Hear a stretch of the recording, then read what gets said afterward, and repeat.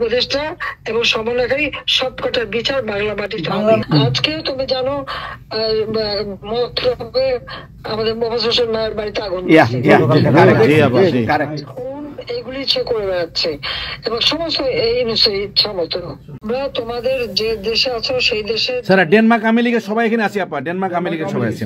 আপনি এখন আমাদের কিছু নির্দেশনা দেন, আমরা প্রবাসী থেকে কি করতে পারি এবং বাংলাদেশে আমাদের যে ফ্যামিলি আছে, আত্মীয় স্বজন আছে, আমাদের যে বিভিন্ন দলের নেতৃবৃন্দরা আছে, আমরা কিন্তু অর্থনৈতিক থেকে বিভিন্নভাবে সহযোগিতা করতেছি, যার যেভাবে পারি আমরা। বাকিটা আপা আপনি নির্দেশনা দেন, আপনার নির্দেশনার মতো আমরা কাজ করব বাংলাদেশে এবং প্রবাসে। তোমাদের যেটা করতে হবে একটা হচ্ছে তোমরা যে দেশে আছো সেই দেশের আইন কানুন মেনে ইউরোপিয়ান ইউনিয়নে যেখানে তোমার ওখানকার পার্লামেন্টে যেখানে আছো সব জায়গায় এই জনমত তৈরি করতে হবে। সন্ত্রাসের রাষ্ট্রে পরিণত করছে বা মানুষ খুন করছে, আজকে খুন করছে।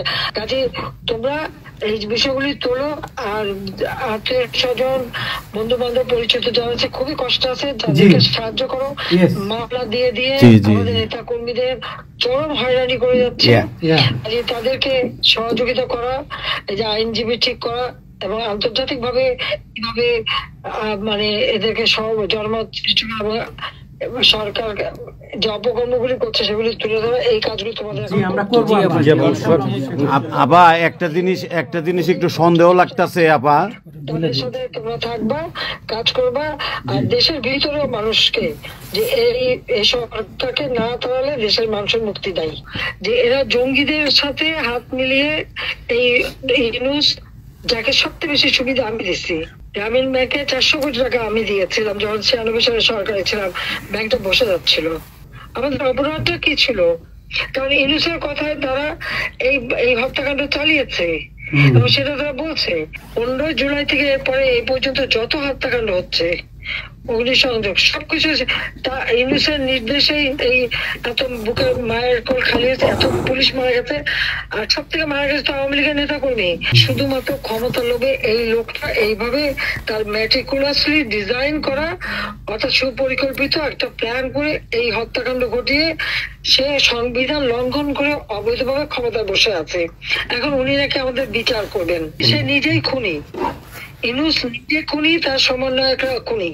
শেয়ার মার্কেটের টাকা উধাও, ব্যাংকে টাকা নাই, ব্যাংকের টাকা উধাও, গেল কোথায়? ইউনুস তার কোনো সাংবিধানিক ভিত্তি নাই, সে অসাংবিধানিক ভাবে অবৈধভাবে ক্ষমতা দখল করছে। ইনশাল্লাহ তার বিচার ওই সংবিধান মোতাবেকই হবে এবং তার ওই চালা চামুন্ডা যে করে সাথে আছে আর উপদেষ্টা এবং সমন্বয়কারী সবকটার বিচার বাংলা মাটিতে হবে।